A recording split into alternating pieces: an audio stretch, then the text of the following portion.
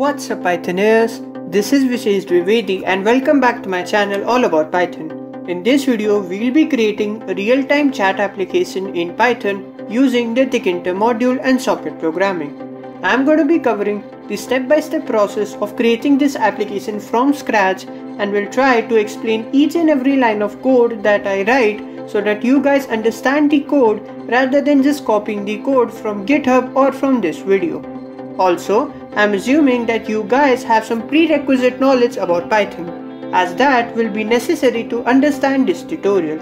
In case if you don't, you can check out various resources over the internet and YouTube where you can find full Python programming tutorials from scratch. Also, you can find some interesting Python tutorials on my channel and you can check it out if you want. So without any further ado, let's begin. Now before we start with the coding part, I want you guys to understand how this application will actually work.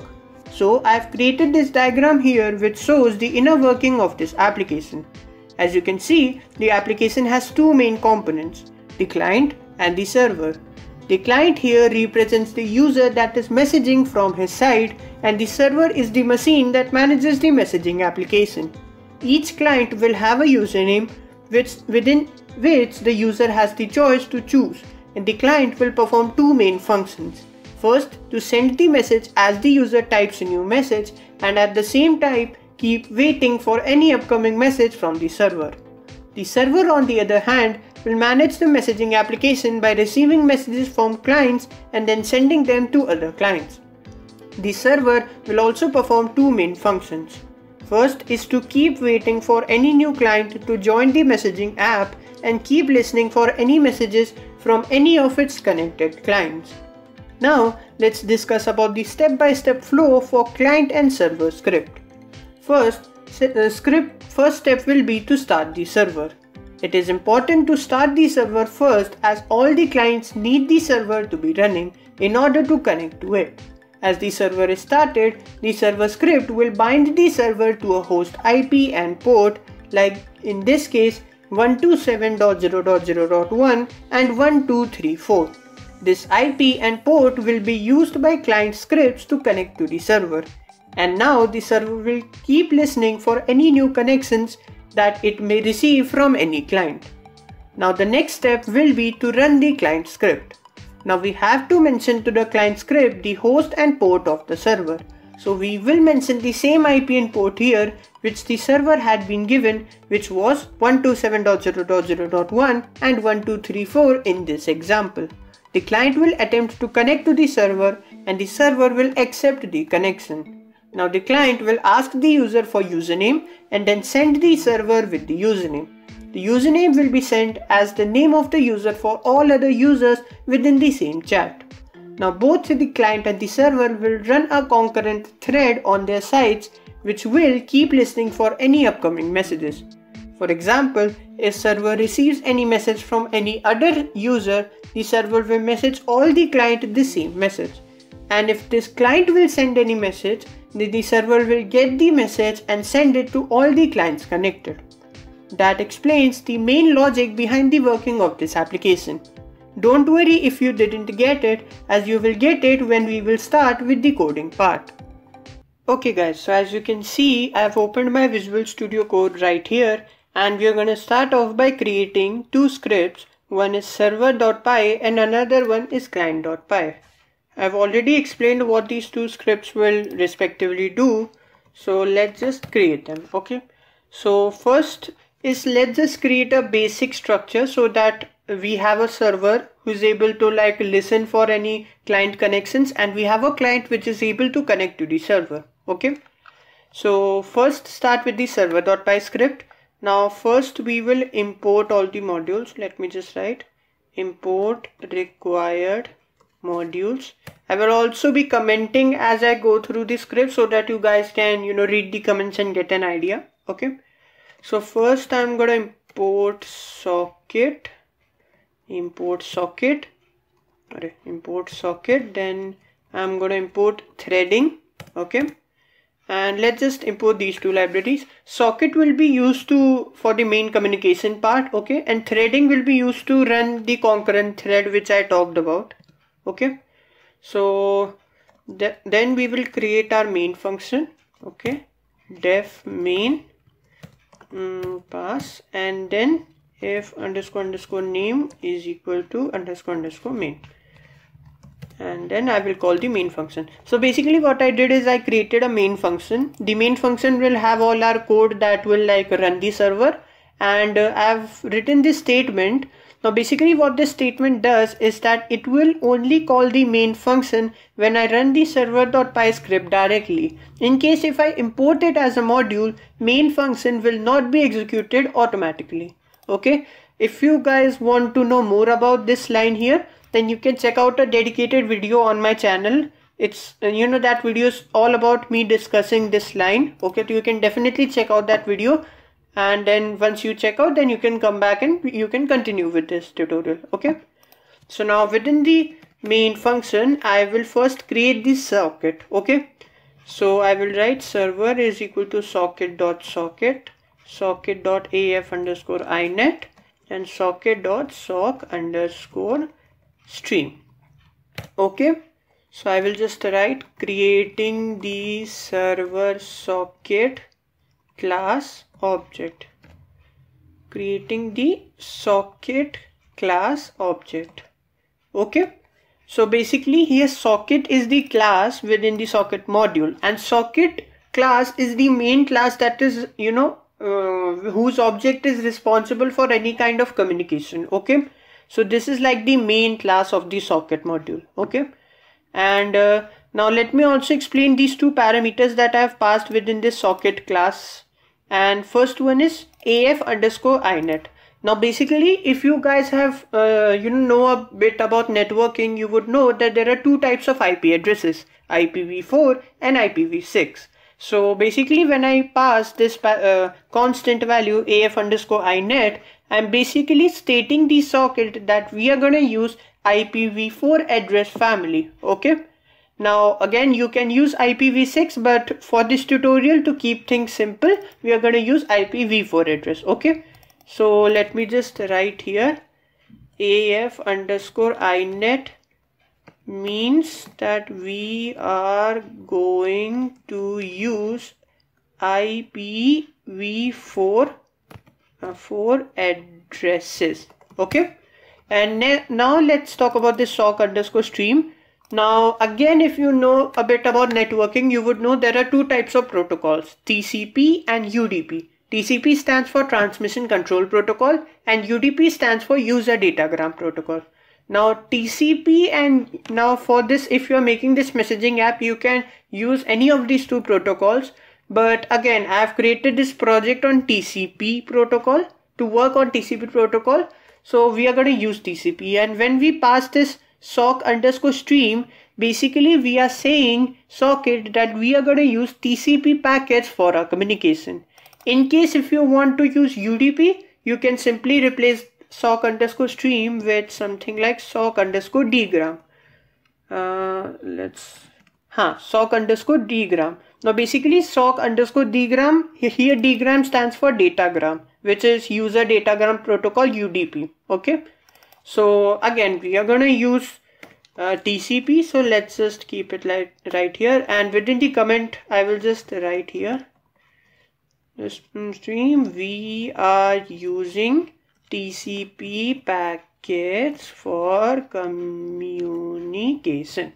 Okay, so these comments will help you remember what this line does. Okay, so now this line has created a socket object and we are gonna name it server. Okay, now the next step would be to bind the server to a host and port.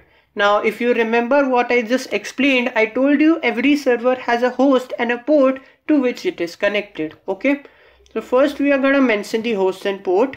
So I'm going to create a host variable and then I'm going to create a port variable. Actually they are constants. Okay, now if you remember the example, I told you that the host that we are going to use is 127.0.0.1 and the port we are going to use is 1234.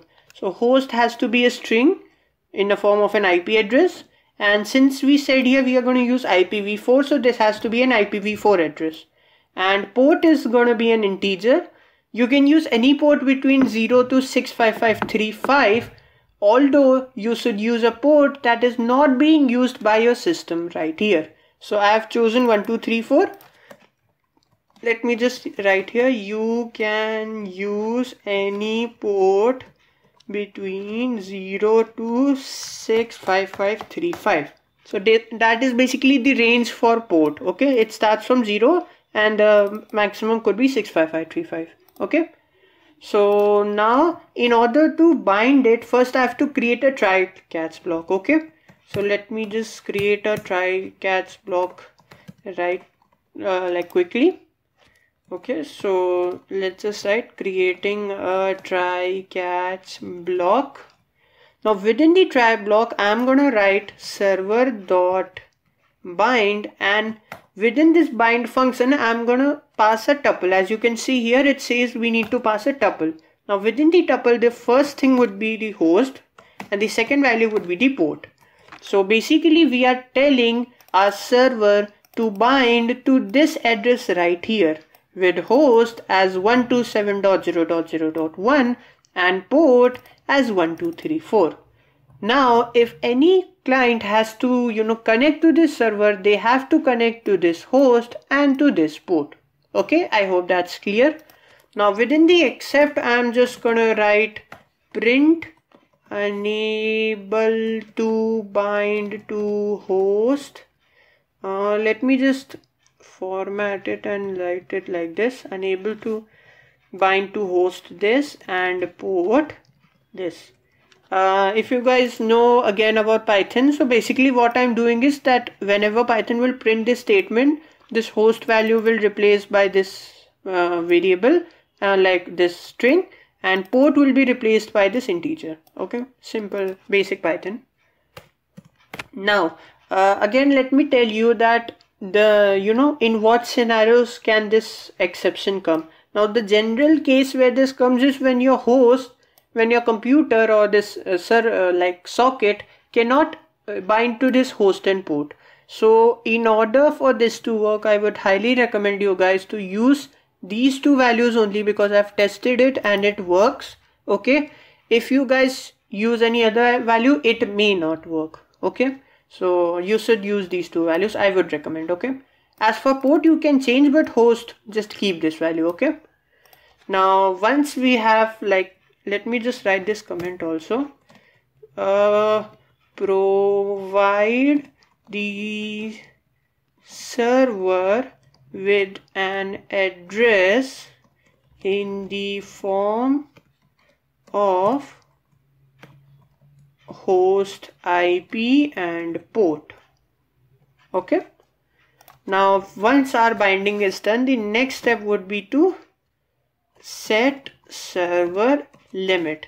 Now we know that servers can connect to clients, but when we are like configuring the server, you can say that we are basically creating and configuring a server right now. Okay, so when you're configuring the server, you have the option to set how many maximum clients should the server be able to connect at the same time. Okay, so in order to set that limit, you are going to write server.listen, and within this listen you are going to pass the number of clients you wanted to connect at the same time.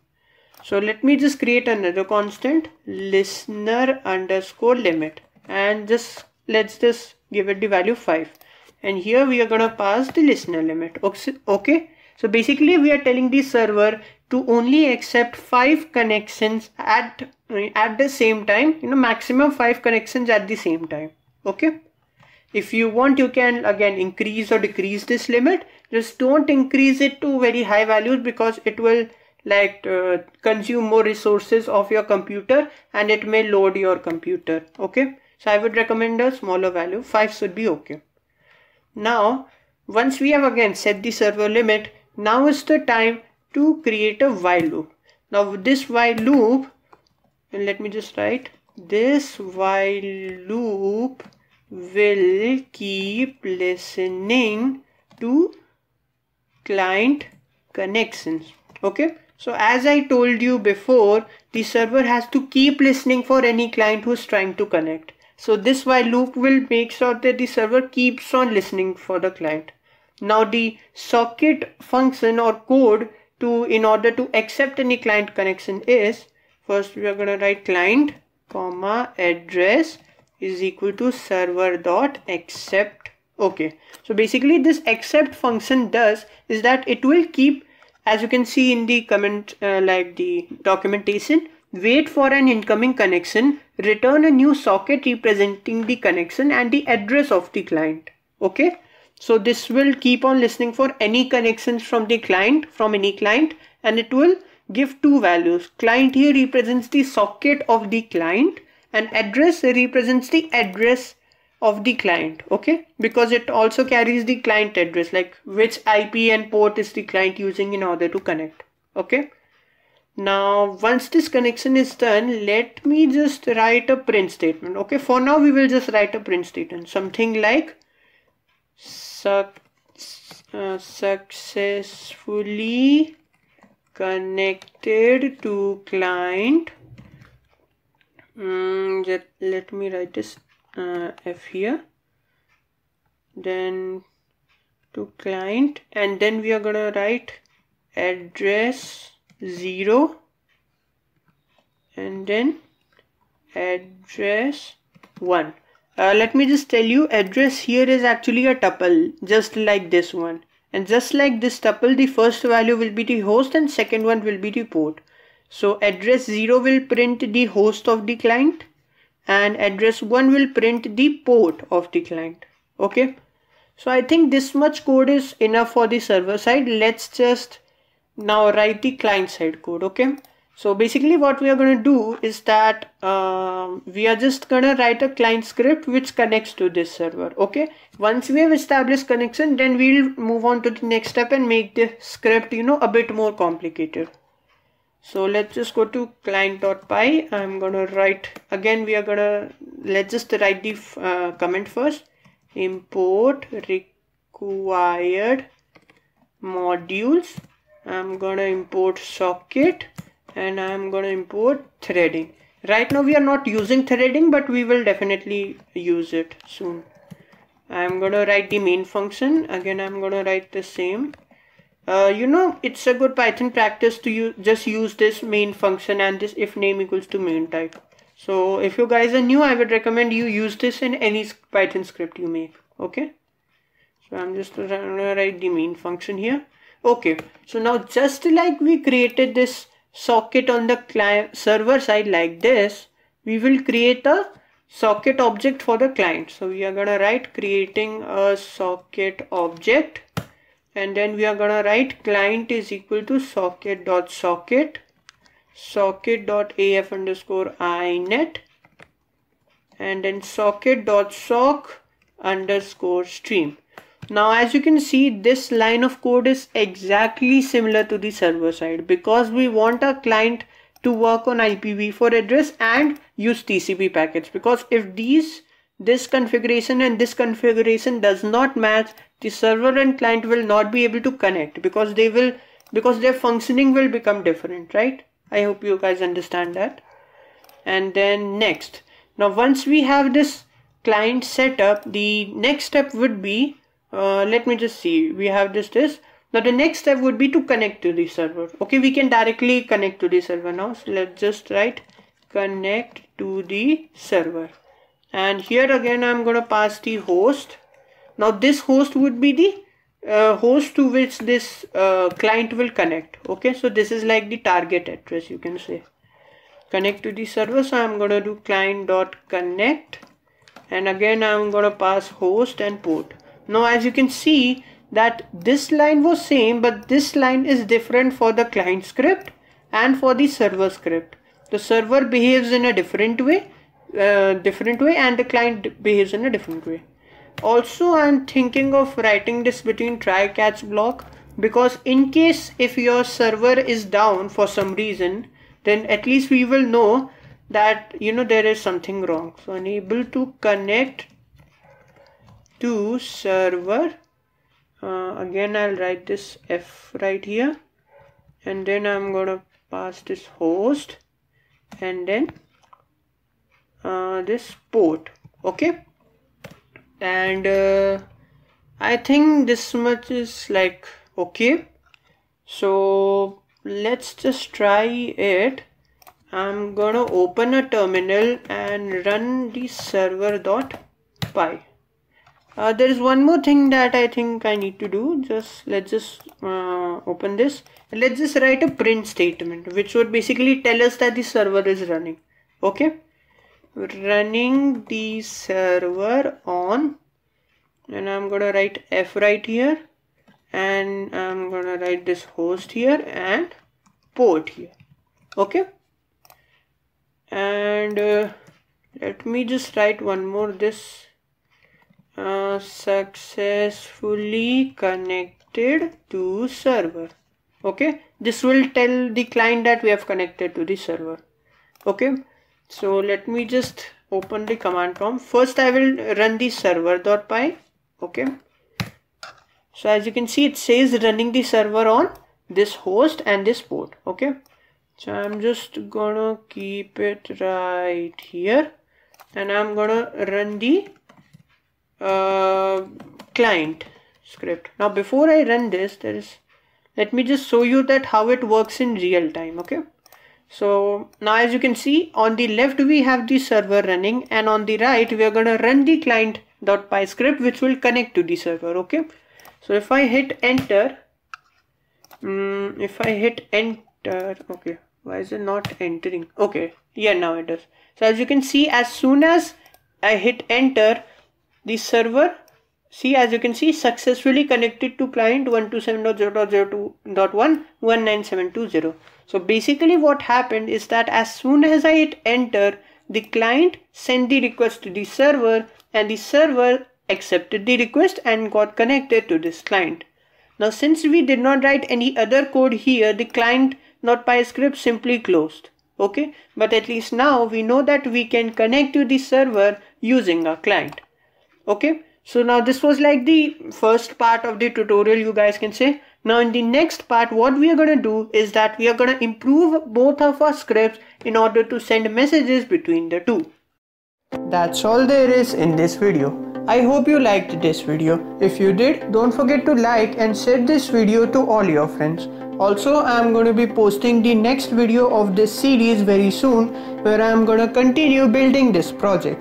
So don't forget to subscribe to my channel and click on the bell icon so that you are notified whenever I upload the new video. With this, it's time for me to go. This is Vishesh Dwivedi signing off.